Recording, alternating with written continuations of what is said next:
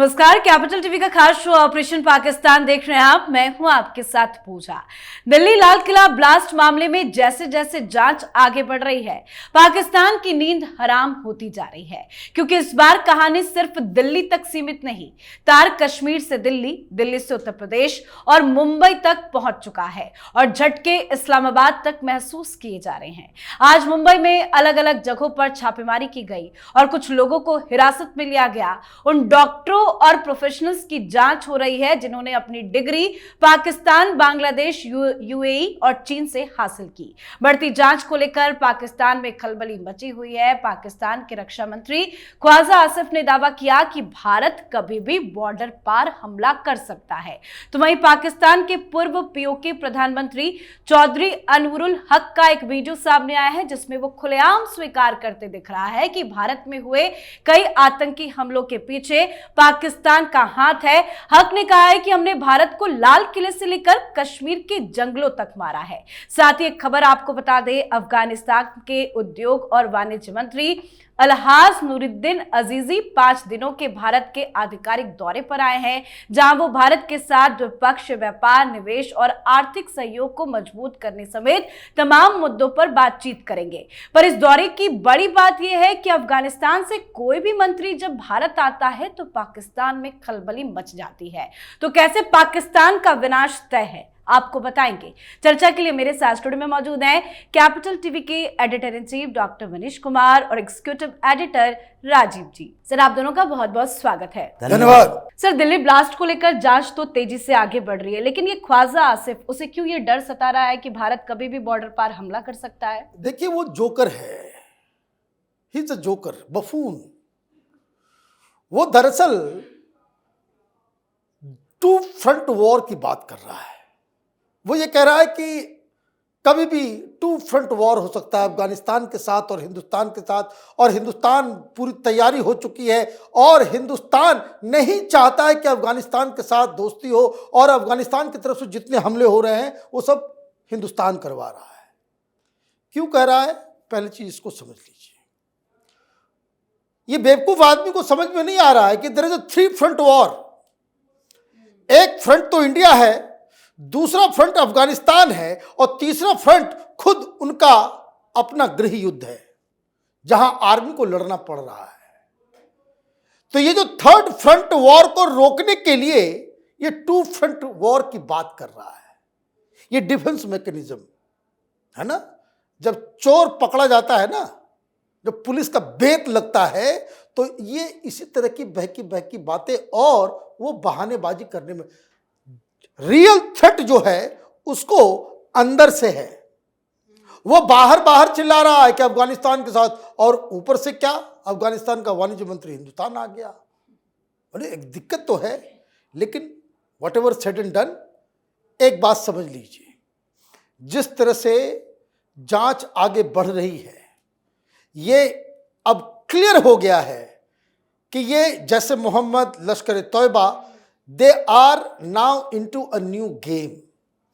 हिंदुस्तान के professionals, doctors, engineers, management करने वाले, साइंटिस्ट और इस तरह के लोगों को वो जिहादी बनाने का जो प्लान या आईएसआई और लश्कर तौयबा जैसे मोहम्मद के साथ हो रहा है, तो इसका तो इलाज होगा ही। 2 दिन पहले हमारे आर्मी चीफ ने क्या कहा कि we are all ready.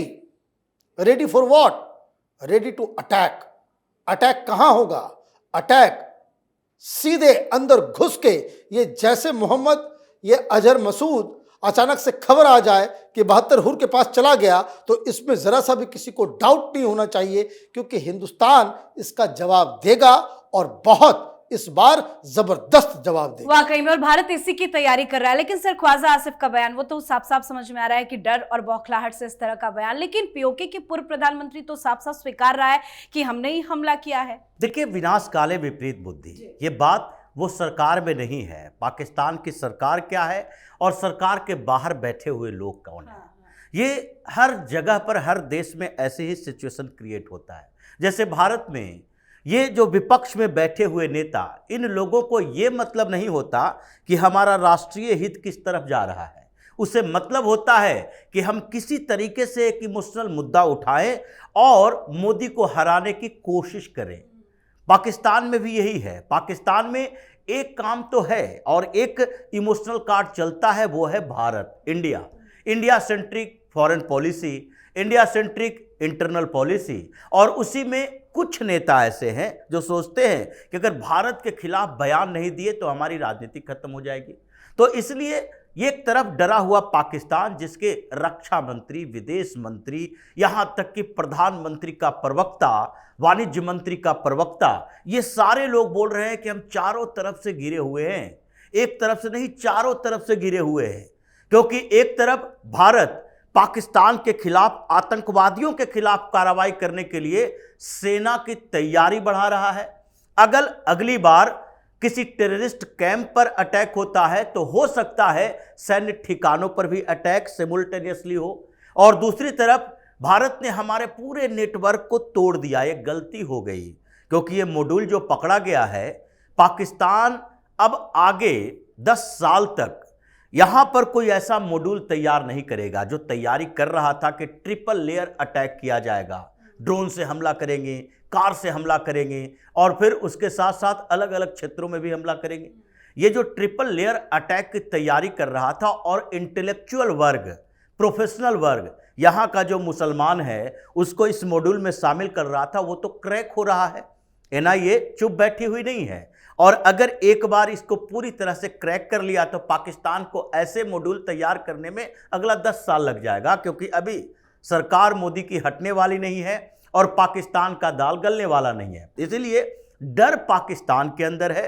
Airbase पर हलचल चल रही है, मरम्मत की तैयारी चल रही है कि राना हिल्स में फिर से ये सैटेलाइट इमेज न मिल सके भारत को, इसके लिए ऊपर से कवर किया जा रहा है। तो डर इसके अंदर तो है कि कब किस समय क्या हो जाएगा।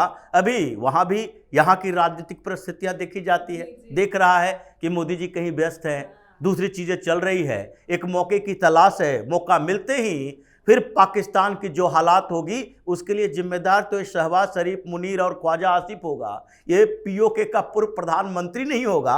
इसलिए समस्याएं पाकिस्तान की बढ़ गई। वाकई में दुविधा ये है कि पाकिस्तान में जो ऑपरेशन सिंदूर के जरिए जो भी नुकसान हुआ, अभी तक तो उसका पूरा मरम्मत ही नहीं हुआ और अब ऑपरेशन पार्ट 2 की बात चल रही है। लेकिन सर, अभी तक ख्वाजा आसिफ का कई सारे बयान सामने आ गए, कुछ और लोगों के आए, लेकिन मुनीर खामोश है। शहबाज का भी दिल्ली ब्लास्ट को लेकर कोई बयान सामने नहीं आया। देखिए, लड़ना ख्वाजा आसिफ को नहीं है, लड़ना मुनीर को है। शांत बैठे हैं। उसको हकीकत मालूम है। 2 दिन युद्ध लड़ने के, और भी लो इंटेंसिटी वॉर, उसके लिए भी इनके पास असला बारूद नहीं है। इनके पास वॉर को फिनांस, क्योंकि युद्ध होगा, ये तो 2 दिन, 1 सप्ताह, 1 महीना, 4 महीना, 4 साल भी चल सकता है। कहां से लाओगे पैसे? इस पर बयान आया है मीर यार बलूच का। उसने कहा है कि भारत को इजराइल की तरह अटैक पाकिस्तान पर करना चाहिए, कुछ दिन भी नहीं टिक पाएगा। सही बात है ये, कि आप इस बात को समझिए, to fight war you need money and you don't have it.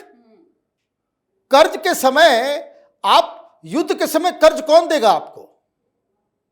आप इस चीज को समझिए कि diplomatically how it is untenable. आपको मदद पहुंचाता है सऊदी अरब, युद्ध शुरू हो जाएगा, नहीं देगा पैसा, क्योंकि उसके ज्यादा पैसे जो हैं वो हिंदुस्तान में इन्वेस्ट किया हुआ है। अमेरिका न पैसे देगा न कोई हथियार देगा, क्योंकि जो उसकी मदद करेगा हिंदुस्तान का वो सबसे बड़ा दुश्मन बन जाएगा। चीन भी उसको मदद नहीं करेगा। आप देखिए, खबर आ गई थी कि चीन सब कुछ कर रहा है, उस चीन ने सीधे आगे कहा कि नहीं नहीं नहीं नहीं, हमने ऑपरेशन सिंदूर के दौरान कोई मदद नहीं की। हालांकि मदद किया उसने, लेकिन वो भी पीछे पीछे।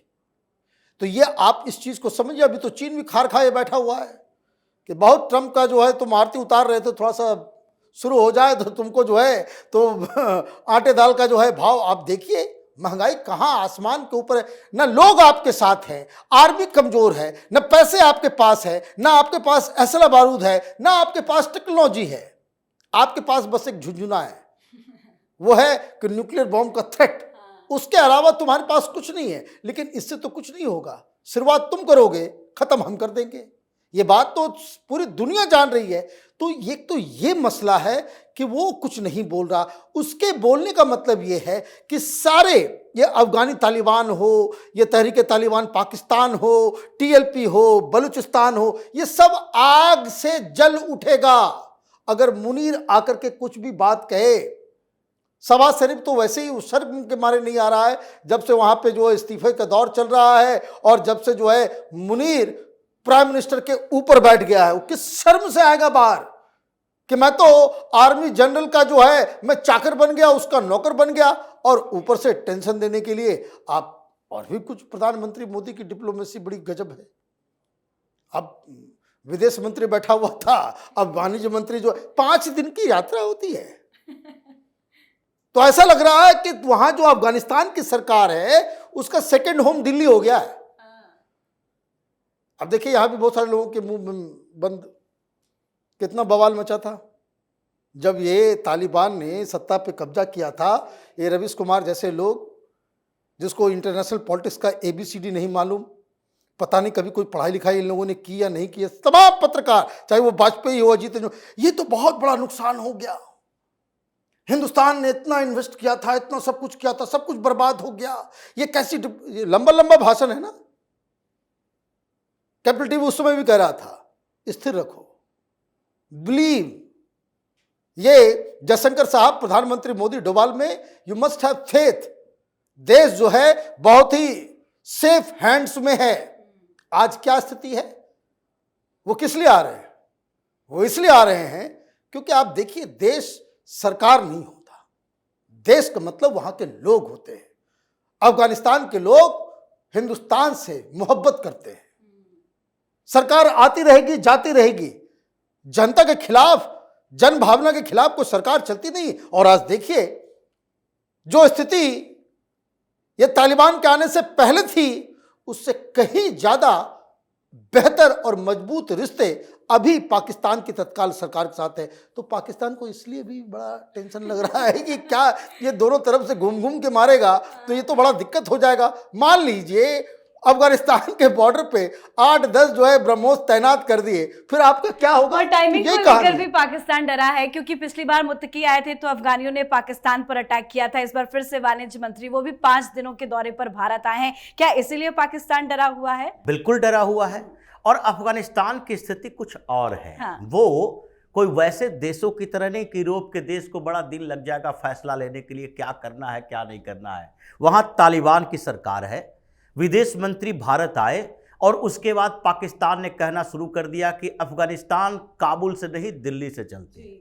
अफगानिस्तान की सरकार दिल्ली से चल रही है, कंट्रोल में दिल्ली है। तो इसलिए स्थितियां बदली और इनके जितने शांति वार्ता था सब विफल हो गया, कोई भी सफल नहीं हो पाया। सीज फायर होने की बात करते हैं और उधर से गोलाबारी शुरू हो जाती है। तो ये तो लग रहा है कि जैसे अफगानिस्तान और पाकिस्तान के संघर्ष की स्थिति है, अगर तालिबान उधर से अटैक कर दिया तो पाकिस्तान की समस्या 3 गुनी बढ़ जाएगी। भारत ने इसी तरह से प्रधानमंत्री मोदी की कूटनीतिक इस्तेमाल का सहारा लिया है। और प्रधानमंत्री मोदी स्पष्ट तरीके से सोचते हैं कि पाकिस्तान को हमें घेरना है तो क्या क्या करना पड़ेगा। हमेशा युद्ध जैसे हालात तो नहीं रहेंगे, हमेशा बॉर्डर पर हम अटैक तो नहीं करते रहेंगे। तो सबसे पहले चारों तरफ उसके गतिविधियों को रोको। अफगानिस्तान जिसके साथ युद्ध जैसे हालात पाकिस्तान के हैं, उसके साथ व्यापार खत्म होता दिखाई पड़ रहा है। वाणिज्य मंत्री इसलिए आए हैं क्योंकि पिछले 15-20 दिनों से अफगानिस्तान ने पूरा रूट चेंज कर दिया। पाकिस्तान से व्यापार नहीं कर रहा, ग्वादर से व्यापार नहीं कर रहा, बल्कि वो ईरान का रूट ले लिया। ईरान में भारत के जरिए वो अलग अलग देशों में ड्राई फ्रूट से लेकर दूसरे अपने प्रोडक्ट भेज रहे हैं। और इसलिए वाणिज्य मंत्री आए हैं कि दोनों के बीच का समझौता और मजबूत हो, पाकिस्तान को कैसे अफगानिस्तान की तरफ से ब्लॉक किया जा सके। और दूसरी तरफ ये जो बांग्लादेश में सिचुएशन क्रिएट हुए, भारत सरकार ने सीधे कह दिया हम हसीना के साथ हैं, हम वहाँ के लोगों के साथ हैं, लोकतंत्र के साथ हैं। वहाँ पर जो इसका एजेंडा चल रहा था पाकिस्तान का कि अब हम बांग्लादेश के जरिए कम से कम भारत में आतंकी हमले करवाएं, वो भी धीरे धीरे खत्म हो रहा है। और उधर ईरान पाकिस्तान के बीच संबंध और खराब हो चुके हैं। ये मिडिल ईस्ट के साथ जो भी आपने कहा कि इजराइल जैसे अटैक की बात की गई है, मीर बलूच ने कहा। तो मीर यार बलूच ने ये जो कहा है, इजराइल जैसे अटैक हो सकता है इजराइल के साथ मिलकर अटैक हो, क्योंकि पाकिस्तान ने इनवाइट तो इजराइल को भी कर लिया।